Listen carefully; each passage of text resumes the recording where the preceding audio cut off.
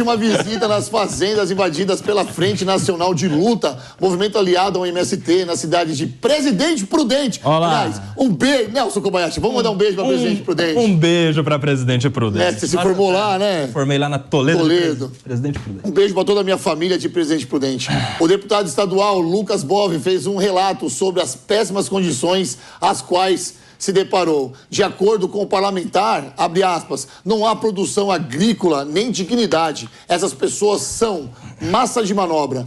Cai em falsas promessas de que terão um pedaço de terra da União. É uma falsa expectativa criada pelas lideranças do MST, porque ali existem áreas já em progresso de reintegração. Fecho aspas. A visita foi feita porque no segundo semestre a Assembleia Legislativa de São Paulo vai instalar a CPI do MST.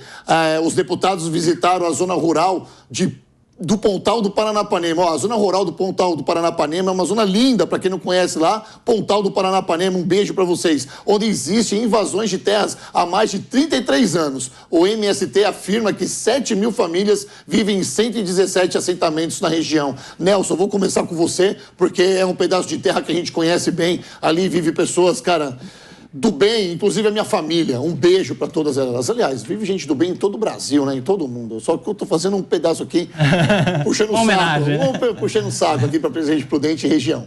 Olha, Rodolfo, você falou bem. Eu estudei lá, morei lá em Prudente e é uma região em que todo mundo lá sabe como é que funciona o MST e os outros movimentos dissidentes do MST, né? Nesse caso é a Frente Nacional de Luta e tal, que é liderado pelo José Rainha. Depois você dá um Google para saber quem é o senhor José Rainha.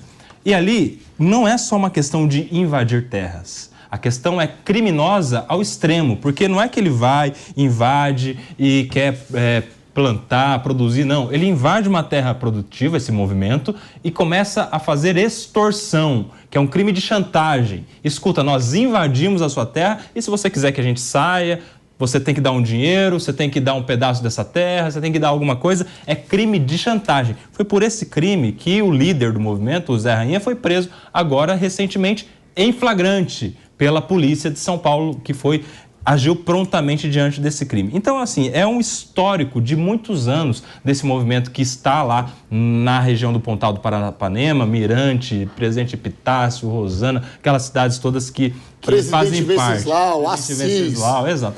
Então, ali tem esse mecanismo já criminoso. E agora, isso vai começar a aparecer ainda mais porque aqui na Assembleia Legislativa de São Paulo, nós temos, nós temos a CPI do MST lá no Congresso Nacional, que na Câmara dos Deputados especificamente, que vai colocar na imprensa, vai começar a repercutir e investigar todos esses crimes que acontecem lá na região de Presidente Prudente e em todo o Brasil, agora em especial nessa gestão do presidente Lula. É isso aí. Negão, uma visita de repente, né? Chegou de repente. É tipo aquele cara que sai para trabalhar e volta do nada, ele volta para casa e tem uma surpresa desagradável. Ou a mulher também, né? Vai saber. Enfim, voltou do nada e pegou todo mundo com as calças curtas. O grande lance tanto desses movimentos é o seguinte: você pega pessoas que estão realmente precisando, no caso o pessoal do campo, estão precisando de terra porque é o trabalho deles, não é uma terra para se morar. Isso é bom fazer sempre essa distinção. Na cidade, o cara precisa de um teto. Ele já tem um trabalho, muitas vezes, ele já tem uma ocupação. Quando ele não trabalha em alguma empresa, ele tem a ocupação dele.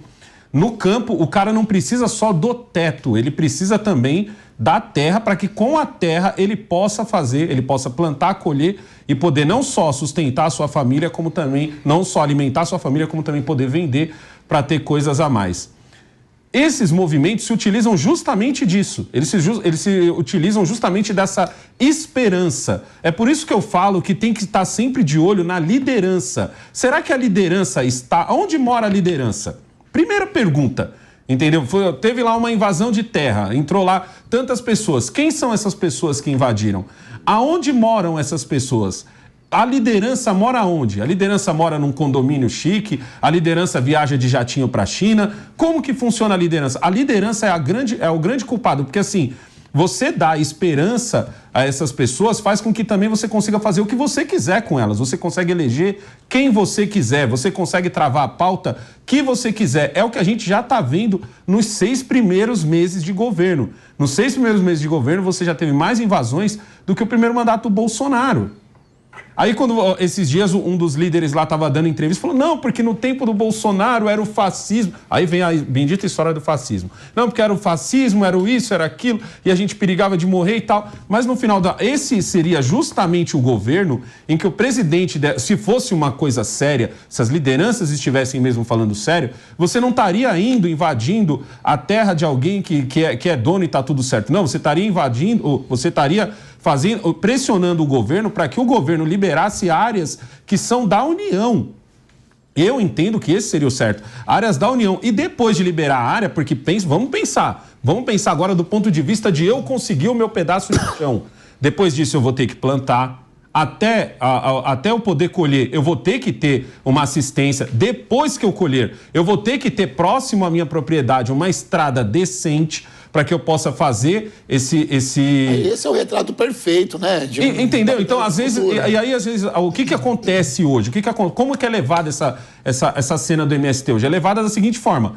Um lado vai dizer que são todos terroristas, o outro lado vai dizer que são todos anjos, e quem está saindo de boa nessa história? A liderança, que ninguém fala da liderança, muito pelo contrário, essa se esconde muito bem, duvido que esteja lá junto com os assentados, duvido que esteja pegando chuva, duvido que esteja lá perigando de tomar um tiro. Sabe onde essa militância vai estar agora? Provavelmente participando do churrasco. Exato. Entendeu? Provavelmente. Bom, Felipe Monteiro, foi uma visita nas fazendas invadidas inesperada, tá? Não foi meio que... ninguém avisou, vamos chegar. Eles foram lá auditar e viram lá algumas bizarrices. Por exemplo, uma situação precária de pessoas que estavam ali com a promessa de que ganhariam um pedacinho de terra. Essas pessoas, cara, eu me compadeço com essas pessoas. Eu não sei se dó é um sentimento bom de ter, mas eu fico triste, porque em sua maioria são pessoas que são desempregadas, são pessoas que não têm condição de pagar um aluguel, que vivem de renda e que sonham em ter um pedaço de terra.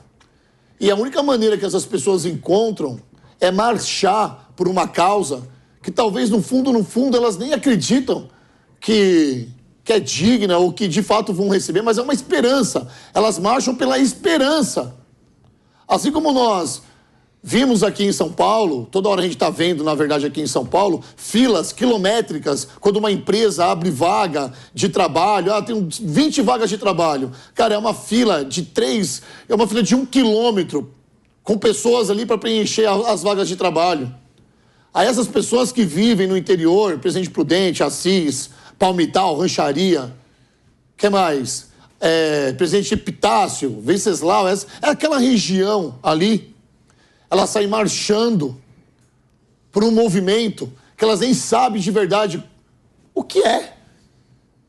E essas cabeças desses movimentos, cara, tem que ser punidas. Se você não acha que essas pessoas usufruem da vulnerabilidade dessas pessoas... Rodolfo, eu acho impressionante como, em geral, a elite no Brasil odeia o MST.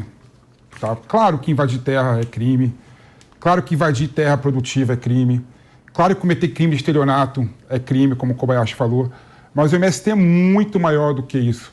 O MST é um movimento, hoje em dia, totalmente descentralizado, entendeu? Não dá para você... Descentralizado? Você quer dizer que é um movimento de esquerda total? Não dá para você culpar o movimento todo por conta de excesso de algumas pessoas. O MST também é agricultura familiar, entendeu?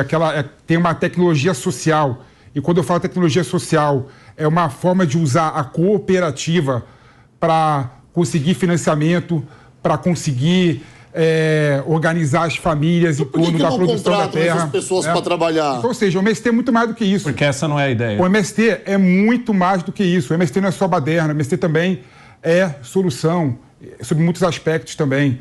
Então, assim, eu discordo quando você acha o MST, taxa o MST como movimento terrorista, como MST de bandido. Não é.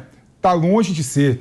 E quando você pega a situação da terra no Brasil, eu gosto de falar isso, o Pavinato me rechaça, né? E vai historicamente ver, Você pega a Seis Maria, por exemplo, né? E você vê que não há mérito nas terras, né? E ter propriedade da terra.